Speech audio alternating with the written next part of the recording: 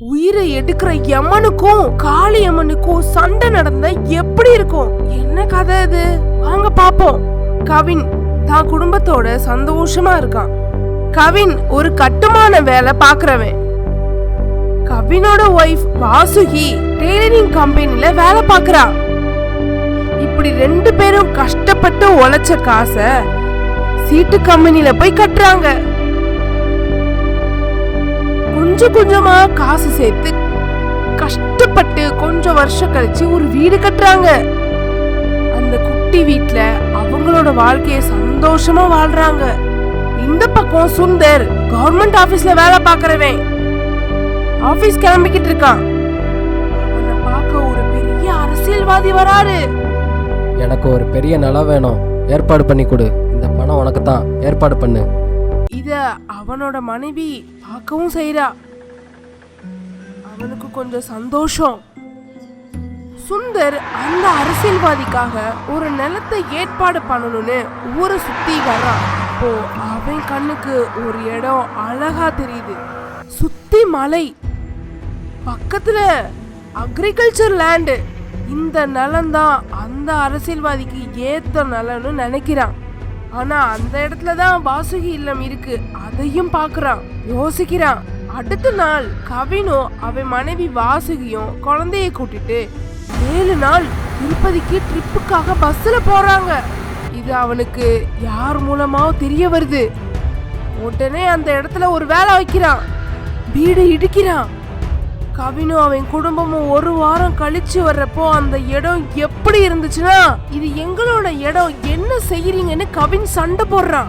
இதே கவர்மெண்டோட இடம், போங்க போங்க, பத்திரத்துல உங்க பேரே போடல. என்ன பண்ணன்னு தெரியாம அழுகுறாங்க. இதை யமலோகத்துல இருந்து யமன் பார்த்துக்கிட்டே இருக்கிறாரு. இதே போல் பாவம் செய்பவர்களுக்கு பூலோகத்திலே தண்டனை கிடைக்க வேண்டும். யமனோட சக்தியால அவனுக்கு அன்னைக்கே ஆக்சிடென்ட் ஆகுது. ஆஸ்பத்திரியில கிடக்கான். அவ மனைவி அழுகுறா. பக்கத்துல உட்கார்ந்துகிட்டே சாமியையும் கும்பிடுறா. இப்போ யம தூதர்கள் அவனோட உயிரை ஆஸ்பத்திரியில இருந்து எடுத்துக்கிட்டு போறாங்க. அப்போ ஒரு கைகள் வந்து யம தூதர்களை தாக்குச்சு. யம தூதர்கள் திரும்பவும் எந்திரிச்சு நின்று அவனை திரும்பவும் அழைச்சுக்கிட்டு போறாங்க. அப்போ 2 சூலாயுத வந்து அவங்கள தாக்கி மறைய வச்சுச்சு. இப்போ ஒரு கை வந்து சுந்தரோட ஆத்மாவை பத்திரமா தூக்கிட்டு போய்கிட்டு இருந்துச்சு. போற பாதையிலேயே யமதர்மன் வந்தாரு. யார் நீ? என் வேலையில் தொந்தரவு செய்ய நீ யார்? சொன்னதும் யார் எதுக்க வந்தாங்கன்னா காளியம்மன் வந்தாங்க. ஒருத்தர் மேல ஒருத்தருக்கு ரொம்ப கோபம். மாறி மாறி சக்திகளை அனுப்ப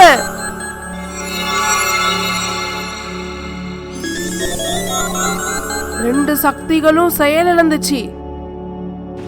இப்போ யமனும் தாக்க ஓடி வர, காளியும் தாக்க ஓடி வர, காளி அதிகமா தாக்குதல் நடத்திட்டாங்க. அவன் ஆயுள் முடிய இன்னும் நாள் உள்ளது, ஏன் அதற்குள் கொண்டு செல்கிறீர்கள்? அவன் செய்த பாவம் அப்படி. ஏழைன்னு குடிகெடுத்தவன், நீ ஏன் இவனுக்கு உதவுகிறாய்? இவன் மனைவி என் பக்தை, அவள் செய்ததை பார்.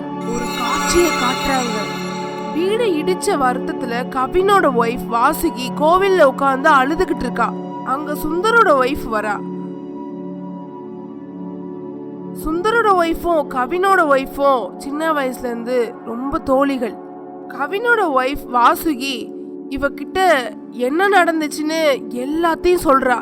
அப்பதான் சுந்தரோட ஒய்ஃபுக்கு நம்ம ஹஸ்பண்ட் தான் இது எல்லாத்துக்கும் காரணம், அதனாலதான் அரசியல்வாதி கிட்ட காசு வாங்கினாருன்றது ஞாபகத்துக்கு வருது. அவளை அங்கேயே இரு, நான் கொஞ்ச நேரத்துல திரும்பி வரேன்னு போயிட்டா. கொஞ்ச நேரத்துல பைய நிறைய பணத்தை தூக்கிட்டு கோவில்ல அவ உட்கார்ந்திருந்த அதே இடத்துக்கு வர்றா. அவ முன்னாடி வைக்கிறா. காசை கொடுத்துட்டு, இது உன்னோட பணம் தான், என் ஹஸ்பண்ட் பண்ண தப்பு இது. வாசுகியும் இத ஒத்துக்கிறா. வாசுகியும் கவினும் இந்த பணத்தோட வேற ஊர்ல ஒரு அழகான சின்ன வீடு கட்டி பக்கத்திலேயே வாசுகிக்கு ஒரு டெய்லரிங் கடை ஓபன் பண்ணி அவங்க அழகான சந்தோஷமான வாழ்வை தொடங்கிட்டாங்க. இந்த இந்த பக்கம் அடிபட்டு உயிருக்கு போராடிக்கிட்டு இருக்க சுந்தரோட மனைவி ஆஸ்பத்திரியில உட்கார்ந்து காளியம்மனை கும்பிடுறா. அவர் பண்ணது தப்பு தான். அந்த தப்புக்காக தான் நான் அந்த பணத்தை அவகிட்டயே கொடுத்துட்டேன். இவர் உயிரை காப்பாத்து. இப்பொழுது புரிகிறதா?